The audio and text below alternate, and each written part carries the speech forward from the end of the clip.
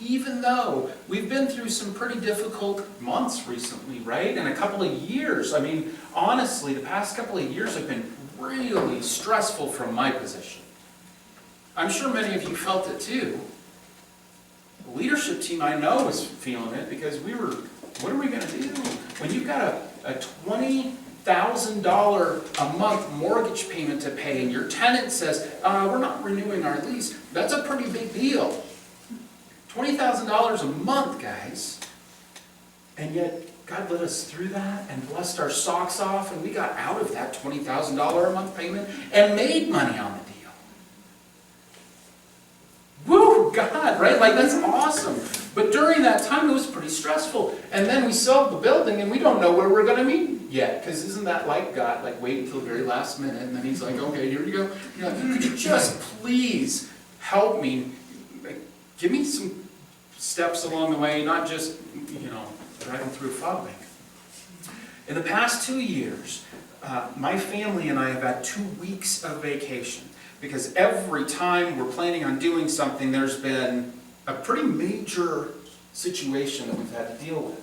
And going into this year, I sat down with the leadership team and said, guys, I'm going to need a sabbatical, which is kind of pastor speak for time off, where it's not like go to Hawaii, although if you guys wanted to send me to Hawaii for I would not turn that down. But it's this place where you step back from there's 52 Sundays a year, and they come with such regularity that it gets a little bit hard to breathe, And so the past couple of years, although God has done incredible things, and I'm incredibly encouraged, I'm also very, very tired. And so I thought to myself at the beginning of the year, okay, if we can get into this building, and if we can get a worship leader, then I can take a sabbatical. Well, here we are, we're in the building, right? We hired a great worship leader, and then that didn't work out the way that we'd hoped, and I found myself going, I'm not up for much more right now. Not because I'm not encouraged, I am encouraged. Not because I'm not excited about this place, I am excited about this place. But just because I'm just worn out. I'm just worn. I'm like Peyton Manning, okay? I'm just tired. And not like tired in a go take a nap kind of tired, but tired in kind of a empty, depleted.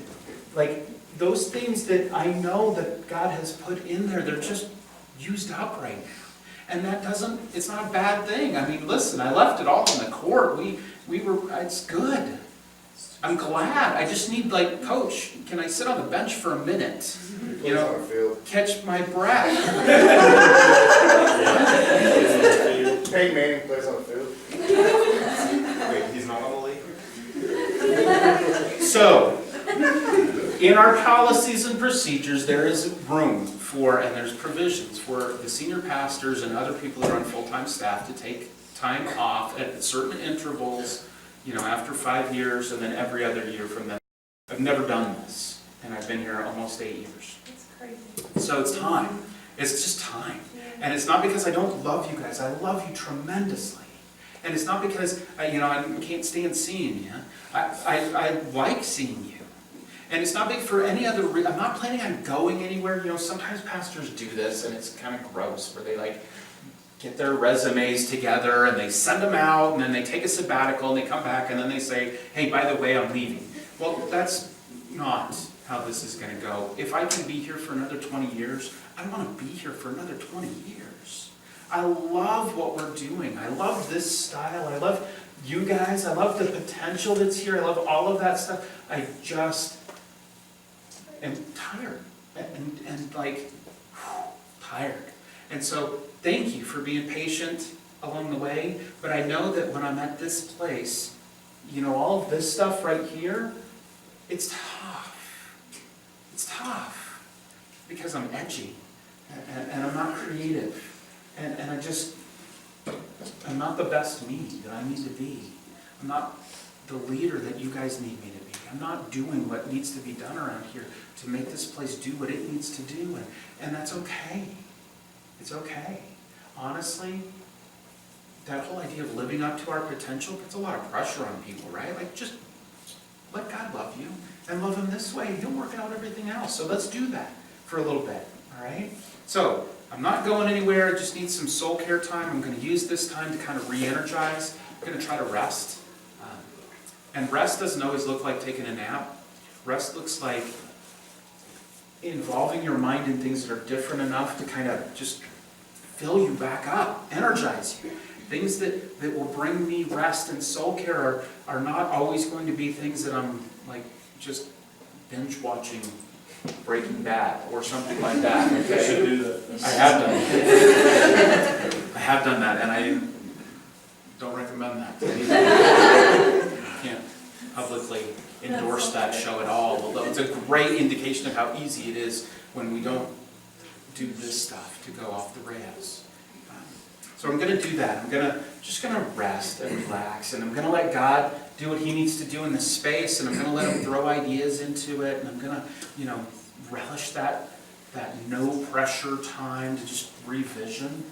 The vision that worked for us in the other building is not going to work in this building, and so I'm kind of excited about what his plans are, but if you are caught in that week-to-week kind of thing, it's hard to allow that new stuff in there, and so I'm hoping that it's going to reignite some passion. I think Trish and I especially, we've been at this for a long time together, and I love that, but marriage and mission can easily, get weird, and so we're going to do some marriage things together, and we're going to try to separate the mission part out of the marriage things, and so we can just be a couple for a little bit, which means that you're going to see us around here, probably.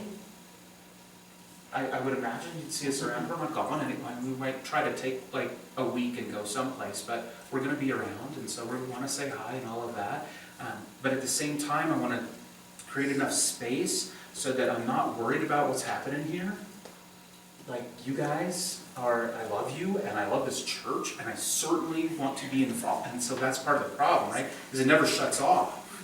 And so I need it to shut off. And so somehow we're going to try to figure this out. So my hope is that, if anything comes up, listen, if anybody needs anything, if anybody needs any help, any support, anything like that at all, I believe that this church family can help with those needs. Trish is going to be my filter. She's not taking a sabbatical like I am. She's going to be around here. She's going to keep doing the things that she voluntarily does with some of the bookkeeping, to the bank and that kind of stuff. So that's all still going to happen. But she's going to be the filter. So if you have anything that you need that's dire, contact her, and then she'll decide whether or not I need to know about it. Otherwise, she'll either handle it for you or refer you someplace. Caleb and Jeff have both agreed to, kind of step in here. So if you need help with anything, they're available as well. So the 3 people there, Allison's still on staff.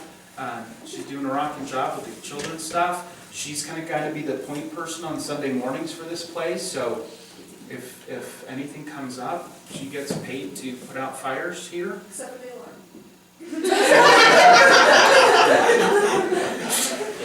Allison came to do some work last week in the building and thought she turned off the fire alarm or the security alarm and hadn't. And so we were all in a movie and weren't answering our phones in the movie. And the cops nearly came. And she was just in her rooms vacuuming away. Wouldn't that have been hilarious? Like, freeze! It was interesting for sure. Okay, so I gotta wrap this up. So Allison, Trish is a filter. Jeff and Caleb are both available. What I need from you guys here is I need you not to check out. This is still your church. I just work here, okay? Still your church. So please continue to come and serve, probably more than you have. And listen, I know you guys are already doing so great. It's hard for me to ask that, but just own it. Own it. Don't hesitate to help out in children's ministry or around the grounds. If you see something that doesn't look right, fix it. I mean, don't like knock walls out, within reason, okay? If you're not sure, ask Jeff or Caleb here before you start blowing walls out.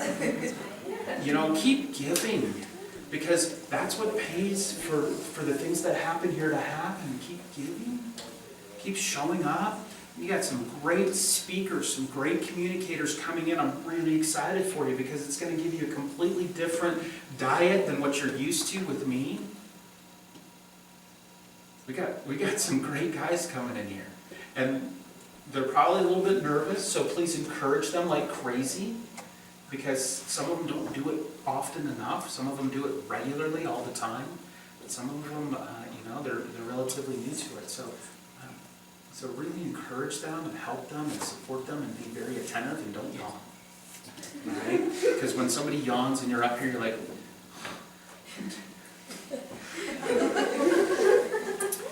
the worship team is going to keep doing the stuff that they're doing. April Walters agreed to be kind of the administrative person of that. So if you have any questions or anything, April's the one to talk to on that. They're not here this Sunday, but they'll be back.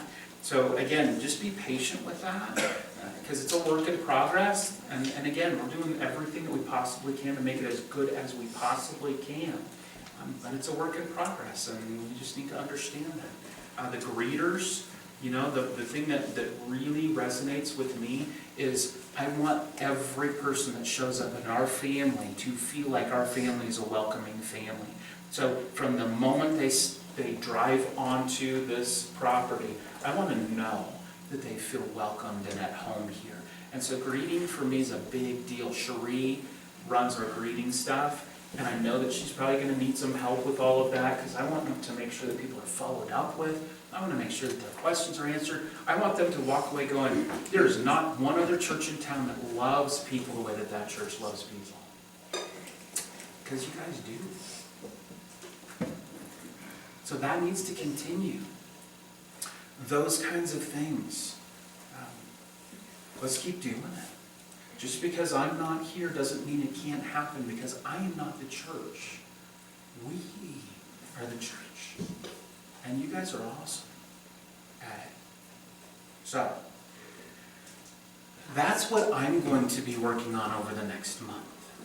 And as I take this time, and I get to read those books that are stacking up, that haven't been read, that I'm super excited about reading, as I've got this great new journal and a great pen that I can't wait to use, and as I have some freedom and some flexibility in my schedule and all of that, man, this is exactly what I'm going to be doing. God, where's my heart? Where's my soul? What do I need to be doing? What do I not need to be doing? And what's your vision? So I'm going to be doing the same thing I'm asking you guys to do in the next few weeks. And I'm excited about what's going to happen. So thank you for being this kind of church family that lovingly supports it, that whoops and hollers when I say sabbatical, Thank you for being the kind of church that makes me want to hurry up and get back to work already. You're awesome, and I love this place. So let's pray.